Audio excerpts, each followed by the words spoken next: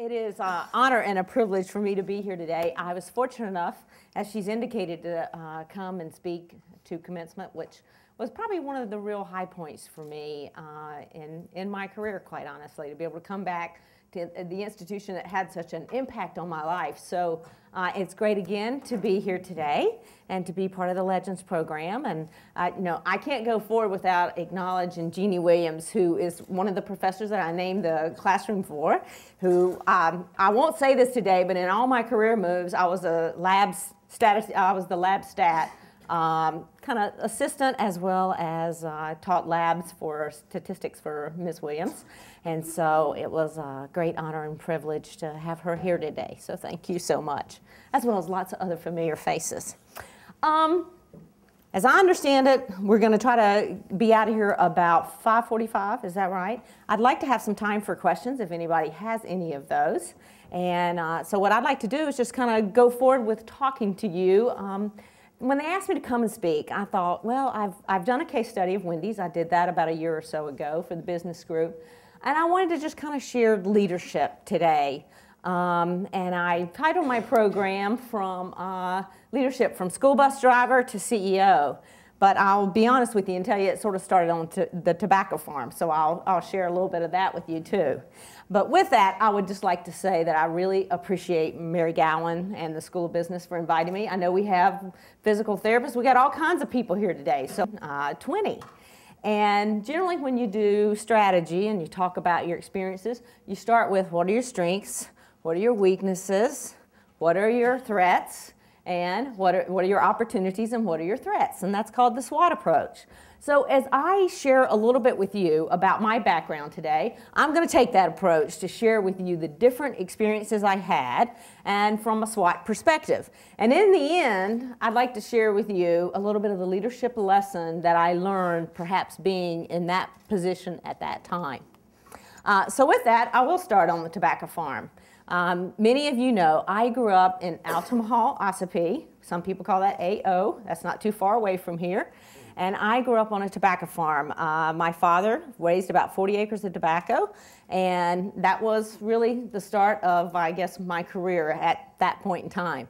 And what I've tried to do, and I won't go through every one of these SWATs, but I realize now, after 30 years of experience, that it was manual labor and it really was no stress. And we thought we were stressed at the time, but that was whether we were going to be able to get out of the tobacco farm and be ready for the date that night. The one thing I would say is that the real threat for me growing up on a tobacco farm was that I realized how important it was for me to go and get an education. And my parents stressed that to me too. Just because getting an education would hopefully provide for me the foundation and the background for opportunities to come. And certainly you all are here today, mostly students, because someone encouraged you to go and get an education, and that is the approach that you're taking. So I applaud you for that, because I think it is in fact absolutely critical to try to get a foundation, a basis.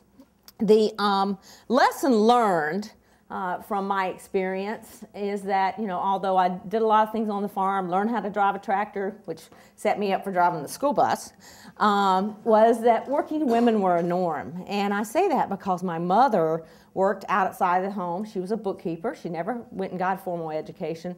And my grandmother and grandfather ran a dry cleaners. And my grandmother always worked, and she sewed and did different things. So for the women in the audience, I kind of grew up thinking it was normal for women to work. And I realized not everybody grows up that same way.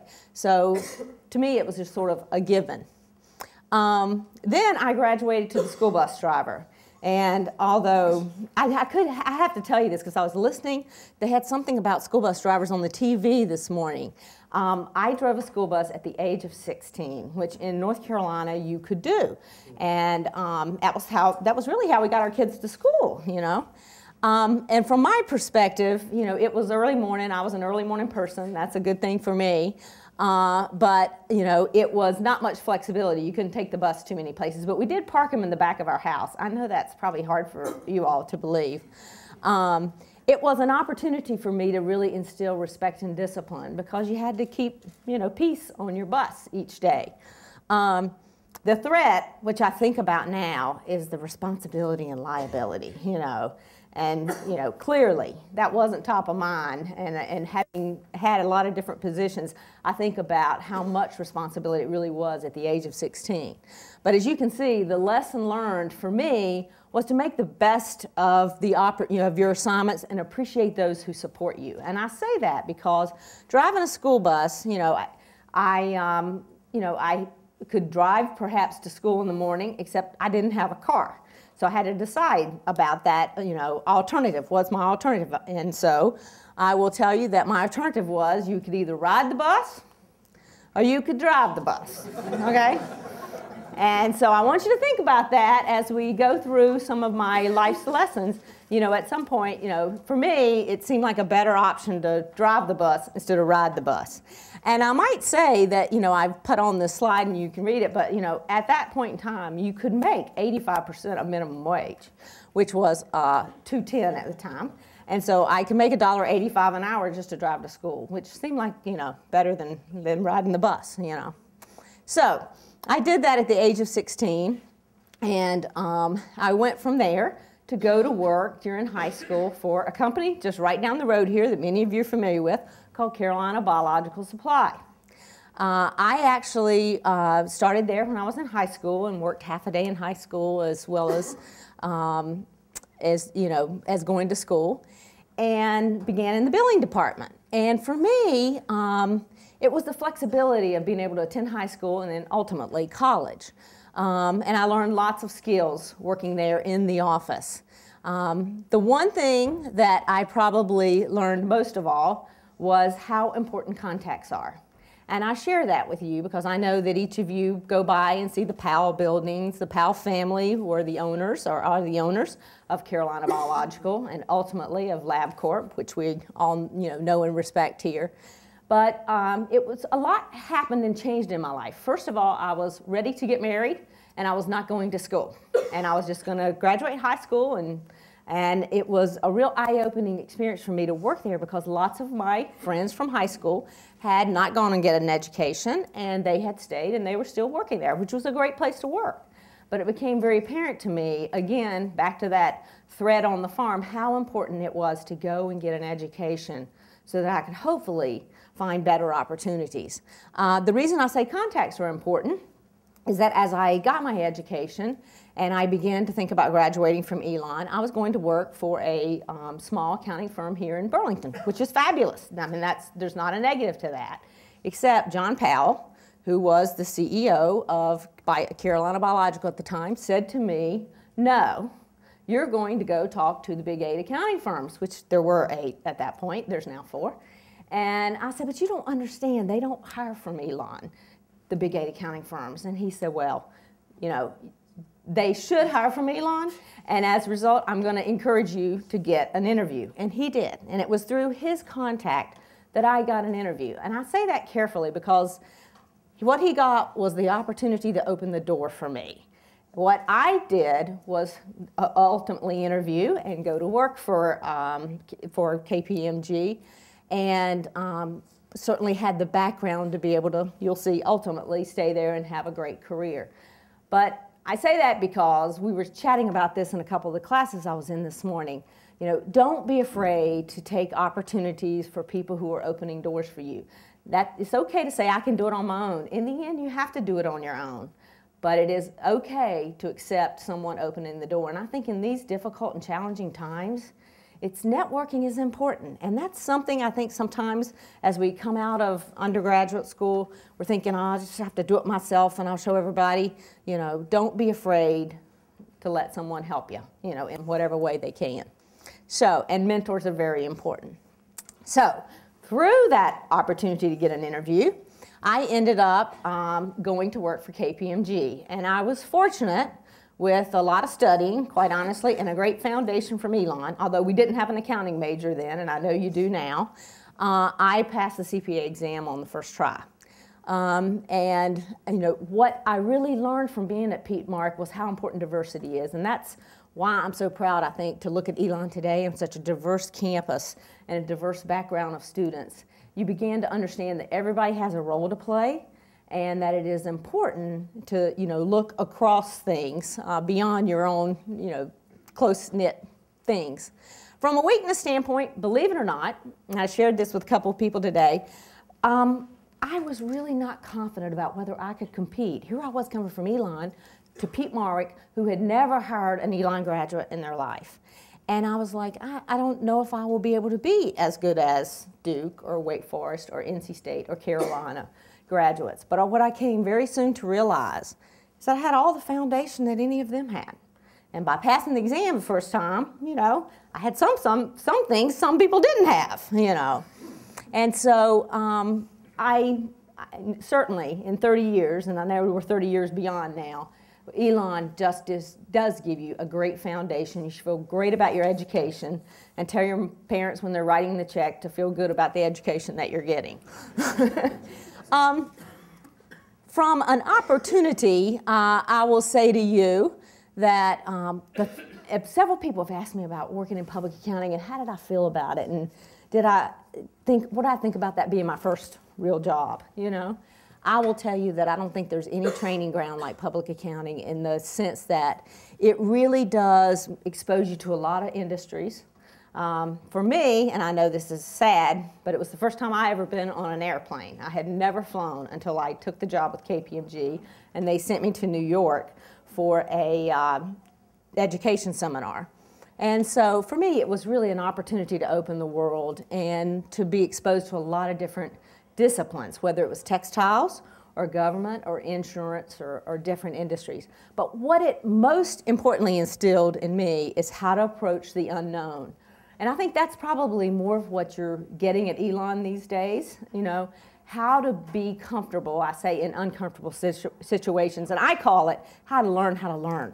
In other words, you've got the basics. How do you then take it and apply it to different industries? So it was a phenomenal experience for me. That was really my first introduction in working with public companies. We audited Burlington Industries, which was, of course, at that time publicly owned. And so I got an experience of that, as well as a couple of insurance companies that were also publicly owned in Greensboro. So it was just a fascinating experience for me and really set the tone for feeling comfortable that I could be put in a lot of different situations and I knew how to learn about them. The analyst. I worked at KPMG for almost 5 years and came to the point where I felt like I needed, in the public accounting then, and I think it's pretty much maybe somewhat less these days, but it was up or out. In other words, you moved up the ranks to partner, and partner usually was in 9 or 10 years, or you moved out. And for me, one of the things, and I showed this on the previous slide, but I was a little threatened by the fact that they expected you to go out and develop business, and they also wanted you to participate in your community. Now, we'll talk about where I am today, but at that point in my life, I didn't grow up in a family that gave back a lot to the community. So that had to be a learned behavior for me personally.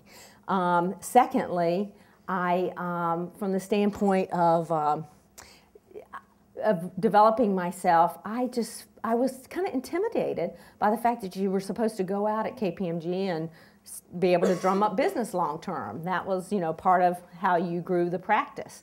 What's interesting today is it seems so second nature, but at the time I felt somewhat threatened by that. So that was part of my decision to want to leave. I had an opportunity to go and be an analyst, and this is when RJR, before the Nabisco merger, was in Winston-Salem. And I left, and at that point, I'd had strong accounting skills, and I really understood what it meant to work, you know, with a company that was a publicly held company and responsibilities. And so this was my transition to move from public accounting into industry, which I found interesting, very challenging in some ways. And I say that because in public accounting, you're dealing with very high-level professionals, people who are driven. And when you get into industry, you will see all kinds of individuals. You know, from the people who process the payables to the people who present to the investors. And so you have to understand that there's a wide range of individuals, I think, in companies. For me, interestingly enough, I went to RJR and went to work for them in a group called the Development Corp, and they owned 25 bagel bakery restaurants.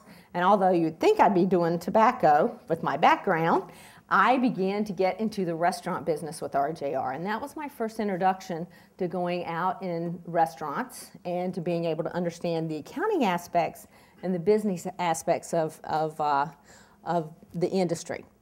The one thing I think, and part of this perhaps was my background, part of it was the public accounting. I felt like I could relate to people, especially in operations. Even we accountants get a little stereotyped about being about the numbers, and we don't have personalities, and we can't talk to people. And so from that perspective, I think it was a positive for me because I could relate to the people working on the line and making the sandwiches in the stores, because in the end, that's what made the company successful. Weakness, I will tell you that it was that point I began to realize I was in a group that were all MBAs except me. I was the only CPA. And I began to realize I had, to some degree, a tunnel vision about thinking about things just solely from the numbers perspective. And it was then I began to realize that it would be important for me to go back and further my education and get a broader perspective, which is what I felt like the MBA degree would be able to give me.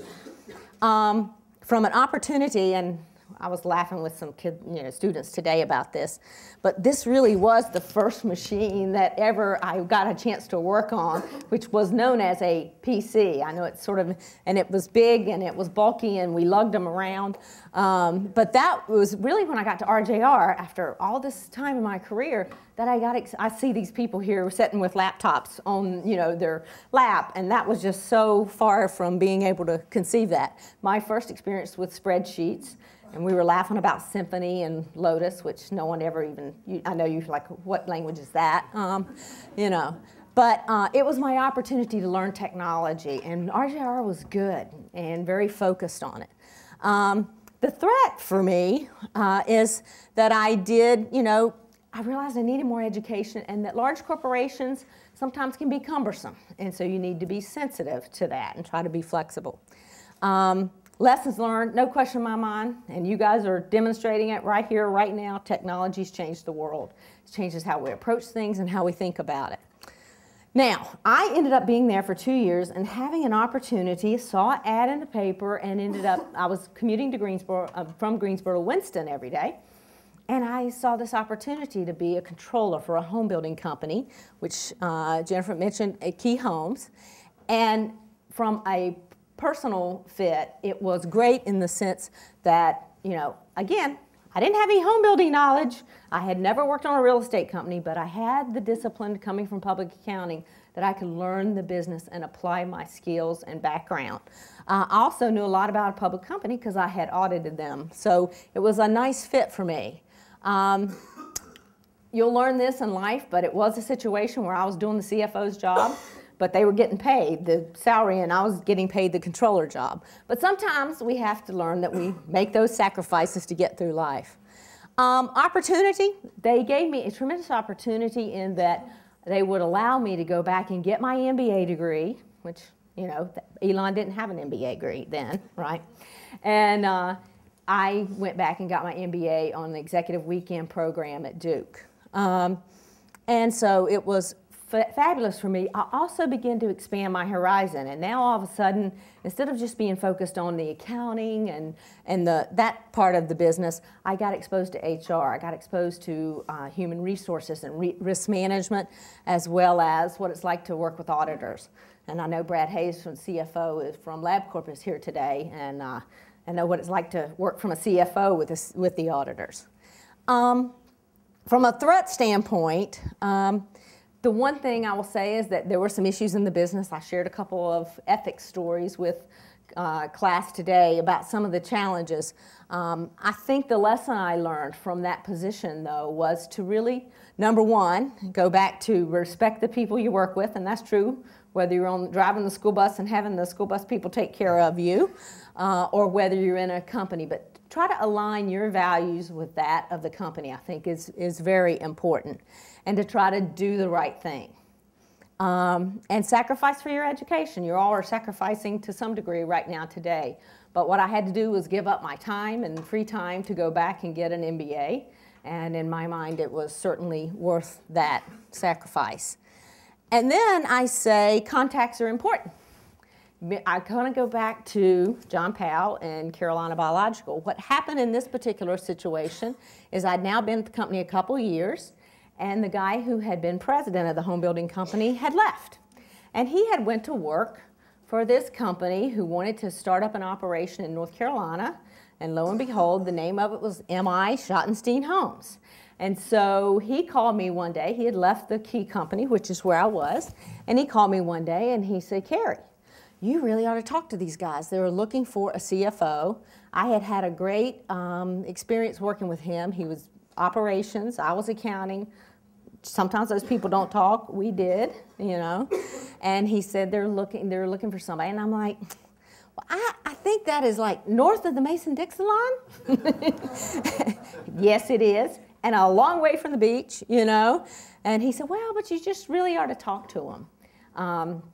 And so in my situation, I did, in fact, talk to him. I was about 6 months away from finishing my MBA at Duke. And so I didn't really want to have to travel back from North Carolina to Columbus. So it ended up, and this is just a little side note, how sometimes things work out differently than you expect. When they finally, I only remember this because it was April of 1987, and when I left yesterday, we had about 8 or 10 inches of snow on the ground in Columbus. And I, of course, came here. You guys thought you were going to get snow, so you closed the schools. So for me, the important thing here was the fact that, oh gosh, I lost my thought. I was supposed to go and interview with them in April of 1987. I was 6 months away from finishing my MBA, and the president of the company called me and said, this was Irving Schottenstein, he said, Kerrii, I'm sorry, I know it's April of 1987, but we can't get our plane out. We have like the biggest snowstorm. We have like 15 inches in Columbus, and we can't leave. So we can't interview you today. It was a Saturday. I hung up the phone. I'm thinking, oh, the dogwoods are blooming. You know, why would anybody go to Columbus, Ohio, where it's 10, 15 inches of snow in April? So we chatted, and we did ultimately have an interview, and I'll never forget this, in Greensboro. And by the time he interviewed me, he had already hired a CFO. And so they asked me to come and be the controller. Well, that was the position I was already in. And by the way, doing the CFO's job. And so I thought, no, I just don't think this is the right, it didn't feel right. And that's one of the things I'll talk about is your gut feeling. It didn't feel right. So I said, no, I don't think it's the right thing. And Irving said, okay. And they looked, and a couple times I got a couple calls from the CFO wanting me to come and think about being the controller. I said no. And finally, in July, this is after April, Irving called me and said, I'm sending my plane after you tomorrow, and you're coming to Columbus, and we're going to talk. Steve, the CFO, is no longer with us. And so, you know, it ends up, yeah, I knew the day that I stepped on that airplane, I was going to Columbus, Ohio. Of course, I told my parents I'm only going for a couple years. It won't be very long. It's now been 22. So I did take the job, and he was gracious enough to say, you don't want to commute, that's fine. We'll hold the position open until you get here in September. But in September, I want to see the whites of your eyes. And that was one of those where it's sort of a handshake, and you know your integrity, and you stand for what it is you say you're going to do, and you do it. So I went to Columbus, Ohio in 1987 and became the CFO of M.I. Schottenstein Homes. By this point, I knew something about, I finally took a job I knew something about, you know. I went to Columbus and really exercised my home building experience and expertise. And as I've already said, it was a long way from the beach. And I will never forget in the interview process, when I was chatting with Irving, who's the gentleman up front, I said to him, now, exactly how far away from the beach is Columbus, Ohio? And he said, only a plane ride away. So I went there in 1987, seriously with the intention that I'd be there a couple years. And I said to my parents, don't worry, I'll be back home. I'm just going to do this for a couple years. A little sacrifice you got to make, move north, you know. And so from that standpoint, I, about 6 months into being in Columbus, met my husband. who was born and bred in Columbus, and he is now the CEO of a fourth-generation family-owned company, which is in the concrete business. And as someone said to me this morning in the meeting, the concrete's pretty stable and firm and it doesn't move. And I said, yeah, and I knew neither was I going to be moving anywhere either, you know. So the wonderful thing for me in my experience at MI was that it was a $250 million company when I went there. When I ultimately left, which I'll talk about, it was a $1 billion company. We were public when I went there. We went private in 1989. We went public again in 1993. And so it was just a fabulous experience of being able to grow personally and get, you know, wonderful experience of things being done.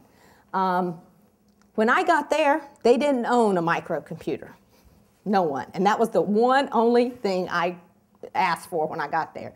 You know, what are your demands? I need a microcomputer. You know, I know that seems probably foreign. When I left, we had, of course, an IT department with 30 people and PCs in every home building sales office. And I'll never forget trying to discuss with Irving how we were going to sell houses over the internet. And he said to me, no one is ever going to buy a $250,000 house over the internet. And the first time one sold, he said, okay, you were right, you know. I don't need to probably go and say how cyclical this business really is, but in today's environment, it is a tough environment to be in the home building industry. But they continue to do very, very well. Lesson learned. And again, I'm back to, you know, you do have to sacrifice. It was honestly a sacrifice for me to pick up and leave and go to Ohio, moving from North Carolina, and all my family, you know. It was quite honestly through my experience with the Schottensteins that I learned a lot about giving back. They really believed in giving back to the communities in which they served and making your community better. And it was really through watching. I worked with them. We ended up creating a foundation for the family and for the company, and it was just a great experience to learn how important it truly is to give back. So that's why I've been so focused on the Ignite campaign, because I think you got to learn that it is important, you know. It was also at this time that I learned I could have a marriage and a family. I have a 16-year-old daughter and a 14-year-old son, and you know, you can have a family and you can have a career, but you need a good husband and a good nanny. So, you know, and through this experience at MI, I was there for over 14 years, and my title never changed. The good news is my salary did. But my title never changed. And so I'm a person who doesn't get too hung up on, here's your title, what's the title going to be, you know? Are you happy doing what you're doing? And does it excite you? And are you challenged by it? You know, and really commit to lifelong learning. And I talked about that in the opportunity I had to give the commencement speech. It's just, you know, I know, you know, seniors, and we have a number in here, you're going to get your degree and you're going to think, okay, it's done, it's over, I'm finished. And in some respects, you're just starting because you've learned how to learn and you've learned how to apply yourself, and you will hopefully go through life continuing to learn and challenge yourself. Okay, so then we've chatted about that. Then I became the chief financial officer. Now, and this was a hard thing for me because the Schottensteins were like my family, and they had taken me under their wing, and you know, I had learned a lot. And so I got this cold call that said, would you like to go and be the CFO at Wendy's? They're looking for CFO. And for me, it meant a couple of really important opportunities. One, it was a well-respected company in Columbus, Ohio, and certainly throughout, but just a great brand. Secondly, I was at a billion-dollar company, which was fabulous, publicly held, and Wendy's was about $12 billion. And so it was an opportunity to really grow personally. And then the third thing, which was sort of the clincher for me, it was an opportunity to keep my roots in Columbus, which I knew were pretty deep, and stay there and yet really develop and continue to learn. So I had, with a lot of concern for how Irving, my boss who had gotten me to Columbus, would react. You know, he was fabulous, as I would expect him to be. I ended up actually staying on the board of M.I. Schottenstein for almost a year and a half after I left the company. So I think it kind of speaks to the relationship that we had and how important it was. And yet, he was kind of like my father, and he wanted to see me move on to do other things. So it was a great cultural fit because I love Schottenstein, and Wendy's had great culture, and I'll talk about it in just a minute. And I had an understanding of the industry. Now, granted, it was back doing bagels in 1982 at RJR, but I understood something about the restaurant industry. Now, some of the weaknesses, I didn't know much about international, but that was the challenge for me because all the jobs up to this point had really been more, in the U.S. And Wendy's at that time had 350 stores outside of North America. And so for me, it was an opportunity to grow and develop. From a threat standpoint, and I say this because at this point I was 14 years in a job that I loved with people I loved working with, it's hard to give up. I was back to putting myself in a changed position, and it's hard to give up security. But I wanted to challenge myself, and so I did. And in the end, I certainly will tell you that what I learned again was what I remembered from before, and that is that restaurants really are fun. I mean, there's nothing like seeing happy customers and people who you can serve great food at a great value, and as Dave Thomas always said, with a smile and a thank you. And so that's what we were working on at Wendy's. And I get back to a couple of other little lessons. Understands what's happening in the world. It was really going to work at Wendy's that opened my eyes to just understanding what all is happening, not only in your industry, but the international aspect of it is that we were dealing with restaurants that were in countries, and when there were issues in countries, such as any kind of violence, or just like we just had the earthquake in Haiti. We didn't have restaurants there, but still, things would happen, and all of a sudden, you couldn't just be so myopic about what's happening around you in North Carolina and the U.S., and Ohio. You've got to think way beyond your borders and how that might actually impact you. So that was a great lesson. Well, I was CFO from 2000 to 2006, and then, as she's indicated, what happened was the current CEO at Wendy's retired, and we had a succession plan in place, and I knew my name was close to the top of that succession plan, and the board came to me and said, we want you to step into the interim role. We're going to do a search, and we will look for a CEO, and it's totally up to you whether or not you want to put your name in the hat. At this point in time, and it's been indicated, there was a lot going on at Wendy's. We had activist shareholders. We had shareholders who were frustrated with the performance of the company. So we had a lot of things happening. So, the first question I guess I would try to answer is, why did I want to be CEO? Because it's not like you're, walking into a wonderful, relaxed, great situation. But I've never been against a challenge, and so from my perspective, I felt like as I had now been at Wendy's for over 6 years, I understood in some respects better than anyone what the challenges that we had at Wendy's were and what the opportunities were. And I felt like a lot of the challenges, which I'll talk about, were challenges from a financial perspective. And from that, I felt like I was well equipped to help Wendy's make that transition that it needed to make to enhance the value to shareholders through some of the financial applications that I'll talk about what I achieved. So I felt like I really was the right leader at the right time. And one of the things that I got a clear mindset around, even though my title was interim, I said to my team, you can drop the word interim. I may, whether I get this job or not is going to depend on the board of directors. But at this point, we all know what our challenges are. We know what we need to do, and we need to go and get it done. And so and I'll talk about this, during the time that I was interim, so I had a period of almost 6 months. First of all, we kept saying we have to transact. I mean, you got to do what you need to do, but you got to transform the corporation. We've got to continue to work and innovate, and that was one of the challenges we were facing. And so one of the things I tried to do was to bring a team in. I was not an operations person, and it was clear to me that was a weakness. And so from that standpoint, I brought in an operations person Dave Neer, and ultimately a gentleman by the name of Steve Farah, who's still with the organization today, to really bolster me in the areas in which I was not strong. I led a reorganization. The one thing we all said is that we had talked about, we just IPO'd, we just had initial public offering of Tim Hortons, and we had sold about 30 or 40% of the stock of the company, and then our decision was ultimately, we knew, to quote, spin off, which means if you owned 1 share of Wendy's, you would ultimately get 1.3 shares of Tim Hortons stock. So we knew that after the spinoff and the separation between Wendy's and Tim Hortons, Wendy's would be a smaller organization. Now, we were still $4 billion in revenues, but it would be smaller. And one of the things we needed to do was right-size the organization. And we've, of course, read a lot about that over the last couple of years as corporations have tried to cut expenses and reduce it.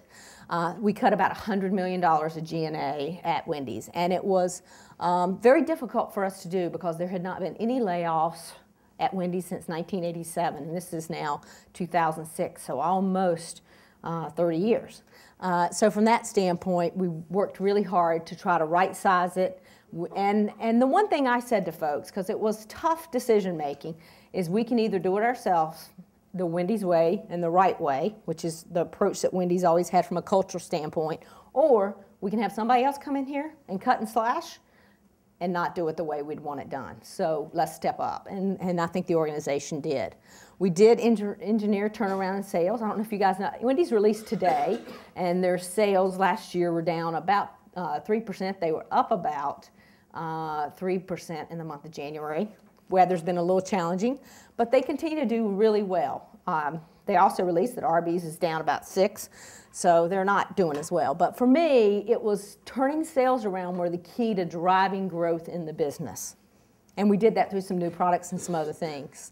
And lastly, it was just a fabulous opportunity to be able to understand what the challenges of the business were and to move into the CEO role from a CFO position was just a phenomenal opportunity for me that I felt like I had to seize the moment. So if I kind of go back to my strengths, weaknesses, opportunities, and threat, to be the CEO, I understood very clearly what the mission was, and that is we needed to create value for our shareholders through execution, and that was my challenge. And I, everybody says the story will be told. And when I joined Wendy's in September of 2000 as CFO, the stock price was $18.81, and our market cap, meaning our total shares outstanding times the price on the exchange, was $2.3 billion. When I became interim CEO in April of 2006, our price was $61, and at this point we had created 300% in a period of a little less than 6 years of value to our shareholders. Now, when I left and walked away from Wendy's as part of the merger, which was all destined to be done, once the merger took place, we had now had 2 shares of stock. We had the Wendy's stock and we had Tim Hortons stock. And the value at that point in time was about $7.7 billion. And we had increased about 3% against an S&P, which had gone down in that period of almost 6. So as I always say, that's my story, and I'm sticking to it, okay? So I feel like I, along with my team and a lot of people who made a lot of effort, created value for the shareholders. I will say the stock is down today, I'm sorry to say, because I am still an owner. I still want them to do well and grow, but that's what being the leader is in public companies, is about creating shareholder value, and I think we did a good job.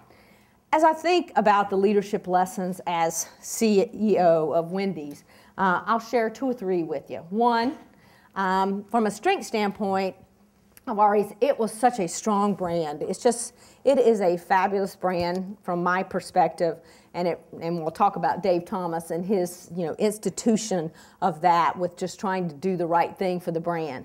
From a weakness, I said it already, I knew I didn't have operations experience.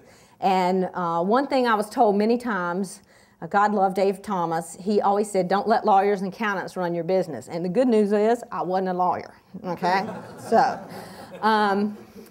So from that standpoint, I recognized I needed to bring a great operator in and really help facilitate operations from a business standpoint, and I did. I've already told you it was experience of a lifetime, and in 2.5 years, I'm not going to say it wasn't stressful at times, and I lost sleep, but it's just, it was a fabulous experience.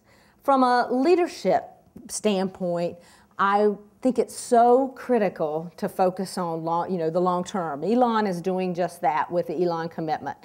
You can't just look, we've all kind of been short-term and myopic about what we need to do to make the next quarter or the next year. But it is important in business as well as through the university to look strategically at long-term what's happening. And that, profit really is important. I mean, in the end, that's what drives, value. For me, the importance of culture and the need to embrace change, and I'll actually give a couple examples about that. So let me kind of give you the little important things, I think. I read a book that's about a 30-minute read, and I know many of the people here are in business or finance, called The 4 Obsessions of an Extraordinary Leader. And it doesn't say CEO, it just says leader. And I say that because we are all leaders in different facets of our responsibility that we will take on, and even in our lives and home.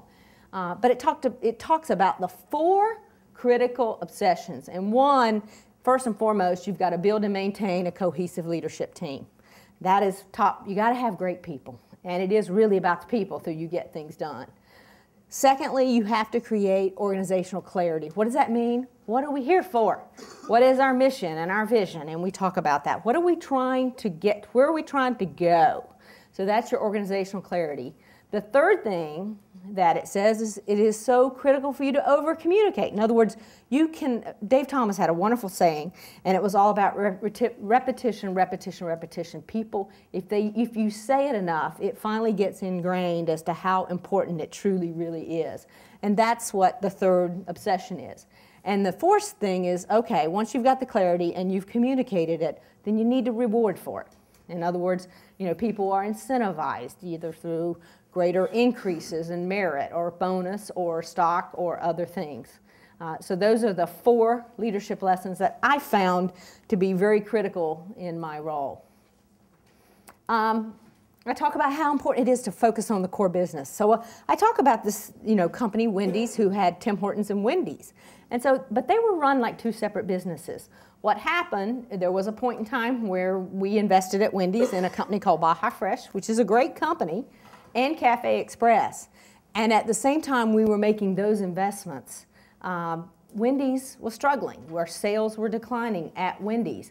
And so I go back to how important, it's okay to do other things as long as your core business is healthy and it is producing. And so that's kind of the important message from my perspective. The importance of culture. This is what attracted me to Wendy's to begin with, and how positive the culture was. And there are 5 things on the screen here, which Dave was always big on buttons, and everybody wore different buttons. And these were our real 5 tenets of our core values. Quality is our recipe. That was paramount. At Wendy's, you didn't want to do it unless it was a quality product. Secondly, do the right thing. So, I was talking to a couple of the classes today, the ethics class. If you get up and read about it tomorrow morning and it doesn't look good in the paper, then you probably shouldn't have done it. That was kind of one of the philosophies that the Schottensteins instilled in me. And we would talk about, okay, we'll do a unique tax strategy, and maybe the IRS, they'd be like, no, we don't want to get up and read about it tomorrow morning in the newspaper. We want to be clean and pristine. And so do the right thing was the same philosophy for Wendy's.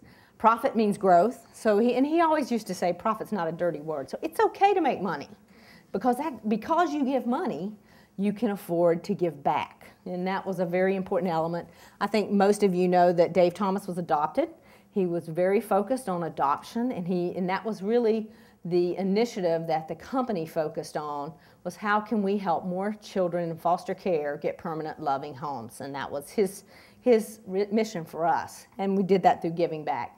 And then just be nice. And that was one of the things that I thought, Dave had a wonderful way of getting along with the crew. He made them feel so comfortable, and how important it is not only for the people working in the restaurant, but those who come to the restaurant, just be nice. It sounds so simple, and sometimes it's very difficult. So those were importance of culture, and I say positively. I will say from a negative standpoint, Wendy's turned 40 this past year, and one of the negatives for Wendy's that I dealt through, I will say one of the things that I am very positive about is that during my tenure, we rolled out for the first time in 37 years another flavor of Frosty, which was vanilla. And part of it was, it's really easy to sit and say, well, what do you mean for 37 years you didn't have vanilla? But the mindset was, and it was wonderful. I mean, Dave loved chocolate, and that's what we decided we were going to sell for 37 years. And one of the things we were struggling with when we were trying to turn sales around during my tenure was, what do we do? What do we bring out in a product that would be good? We had been testing vanilla Frosty and thought we had come up with the right recipe that met all the quality standards. But for 37 years, we had only served one flavor, and it created some operational challenges. And what I mean by that is, if you've ever been to Wendy's, we have what are called single serve machines. So it has one pour that pours out one flavor. So if you want to have two flavors, then you've got to figure out which machine you put chocolate in and which one you put vanilla in. And one is at the drive-thru and one is at the front counter. So that means more traffic behind the counter. So as a result, we did bring it out. The franchisees said, this is not going to work. It's just going to cannibalize our sales of chocolate. And our sales mix went from 3% to 8% of total Frosty mix. And I will tell you that some of the best food costs we have in the restaurant is Frosty. So everybody go out and get one. And get the stock back up. Okay. That's just the mindset that sometimes, you don't want to embrace change. Just because you've done something the same way for 37 years doesn't make it, something that you need to continue to do. So you got to be willing to embrace change. I talked to you a little bit about how important it is to understand what's happening around you. While Wendy's was struggling a little bit from a sales standpoint, we were also struggling from a margin standpoint. And our competition, McDonald's specifically, their margins, and you guys know in the finance world, that's, what is the margin on your products, were about 500 basis points better than Wendy's. And it had happened because we had not taken price. Now, don't get all wiggy. We weren't going to change the 99-cent value menu. But we weren't taking price on other things that we should have been taking price on. And ultimately, in my tenure, we did improve the margins fairly significantly. But that was a challenge for us. And then one of the things that sometimes you get with companies that have been, it's so important to reinvent yourself and to help your employees understand how important it is to be performance-driven. And that's one of the things, you hear that a lot in organizations, a performance-driven culture. How do we make sure that people understand you need to perform and to be rewarded? That's not automatic. The other leadership lesson for me was trust your gut. And I say that because I remember I'm the accounting person, and now I'm all of a sudden over marketing, and sales aren't working. And I felt, even though the marketing people were saying to me, oh, the campaign's working, I'm like, well, the campaign might be working, but the sales are going down. That doesn't seem like that's working. And so we ended up making a transition. I don't know if you remember, but there was a campaign called That's Right, which was about the red wig, and people wore red wigs, and it did attract some attention for a while, but it didn't increase sales. And in the ultimate, that's what you're trying to do when you spend money on advertising. So we ended up transitioning to a firm called KBP, who created what was known as the Cameo Wendy, and she actually took on some action. She actually winked and nodded and waved and had a fishing pole and did some other things. Since then, over the last month or so, the campaign has now transitioned again, but that always happens when there's a change in leadership. But I was very proud. I said, in the end, it was trust your gut. I knew what we had wasn't working. We had franchisees who we were partners of ours, and they didn't like it, and it didn't represent, we didn't feel what the brand really stood for. So from that standpoint, made the transition, and I think that helped make the change from positive. I say in the leadership lesson, make the tough decisions. It was not easy to look people in the eye who had been there at the organization and know that their jobs are going to be cut after 20 or 25 years. But we had to cut $100 million of expenses. And so, from my perspective, I looked at it as, how do we do, number one, the Wendy's way and the right way, what the organization needs for the greater good of the organization. And that's what you're seeing a lot of companies have done over the last year or so, and they're making numbers because they've gotten leaner and meaner and trim. So I reduced the workforce. We actually we had a pension plan that had been around for over 30 years, and we terminated the pension plan, which is pretty constant on what a lot of companies are doing these days, and reduced some of our health care benefits at the same time. The other lesson for me in making the tough decisions is to try to put, it's hard, but for me, try to put my own feelings aside. What I knew, even at the interim slot, that I may or may not be the CEO. I knew as they were going through the decision about whether they would, the board and ultimately the shareholders, whether they would merge with Arby's, I had to do what was in the best interest of the company. That's what I was getting paid to do. And so I tried to put my feelings aside. And in the end, the decision was made from the board that we would merge with Arby's. And so I was in a period of April of 2008 until October where I was in charge and working, but knowing that the company was going to be transitioning and I would be leaving. And what I shared with my staff is we're going to take the high road to the end. We're going to do what's right for the organization and try to make this a smooth and seamless transition with Arby's because we owe it to our employees and our franchisees and our shareholders to do what's right here. So from my perspective, Roland Smith, I knew when the merger went through that he would be the CEO of Wendy's, and he still is today, and that it was the right thing for me to do to try to make sure it was a seamless transition. Other leadership lessons, and I talked about this with the students quite a bit today, is just how important it was at my role at the top to commit to being green. I mean, I think Elon has done a beautiful job of not just saying they want to be green and be social conscious, but actually doing it. And that was one of the things I was trying to migrate the brand of Wendy's to do also. We got our employees cups and said, let's use cups and don't just use paper cups that we throw away that have to be taken away. How do we recycle? We had about 750 people at the corporate headquarters, and so we wanted to have them participate. And it's amazing. It was amazing for me how much our employees embraced doing what they felt like was a good thing for the environment as well as for the organization. So that was one of the things that I worked really hard and to start the mindset as we built new restaurants or renovated restaurants, how can we provide for more eco-friendly, whether it's better energy efficient restaurants and recycling as we go forward. Giving back. I've already talked a little bit about giving back, but I do think it is important. It is a behavior I learned over time. And I think, many times as students we say, well, I don't have any money to give, but if you can give your time, that sometimes is more valuable to organizations than the actual funds. I talked about this today, but there's a research report from the Cone Research that talks about customers want to align themselves with brands that they respect and that they think are doing the right things. And for that reason, Wendy's always associated itself with the Dave Thomas Foundation for Adoption, and that's what 3-Tier Challenge was, as well as, if you haven't heard of the High School Heisman, it's high school seniors, boys and girls, who actually go and they get, ultimately, we pick a Heisman woman and man on Friday night before the real Heisman is on Saturday night in New York. So it's a great experience. Since I didn't have anything else to do for the last year, I decided I would also chair the Go Red for Women. We got a lot of women in here, but it's really about educating women about the importance of heart disease. And how, although I have a sister who had breast cancer, I will tell you that heart disease is the #1 killer of women, and we as women don't always take care of ourselves, and we don't, take our health as seriously as we should. So that was an effort that I chaired in Columbus for the last year.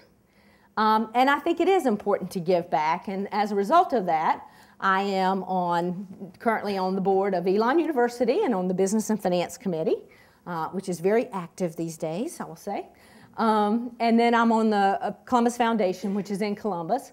I'm on the board of a water company that's a startup just trying to get a presence into the market, which is interesting, and on the finance committee of our local hospital. So with that, I have transitioned from the role of the CEO into more of a professional board member, and that was a decision I made after I departed Wendy's, trying to just put my feet in the sand, went south, and said, what do I really want to do with this next stage of my life, and how will I be challenged?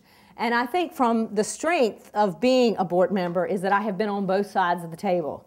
You know, I've been in Brad Hayes' position as CFO. I've been in Dave King's position as CEO. They are both with LabCorp. You know, at the same time, I've also been on a board where I was totally independent and did not have any relationship with the management team. And I think I understand what boards are supposed to do. They're supposed to provide strategic planning. They're supposed to give guidance on strategy and vision and direction to make sure that the management team is really delivering value to the shareholders.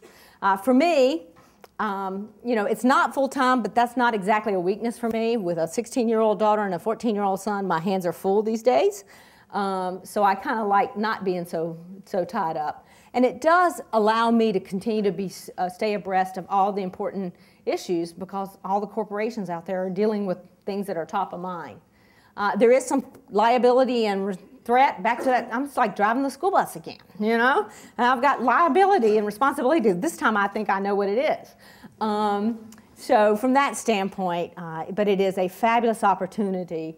And I have the beauty of being on the LabCorp board as it went through a succession plan. And while I was at Wendy's, I was CEO, or interim CEO, and ultimately CEO. And I will tell you that my relationship with LabCorp and Tom McMahon was just very instrumental in, I think, to my success of really migrating into that role as CEO of Wendy's at the same time I was on the board of LabCorp, which was fabulous for me.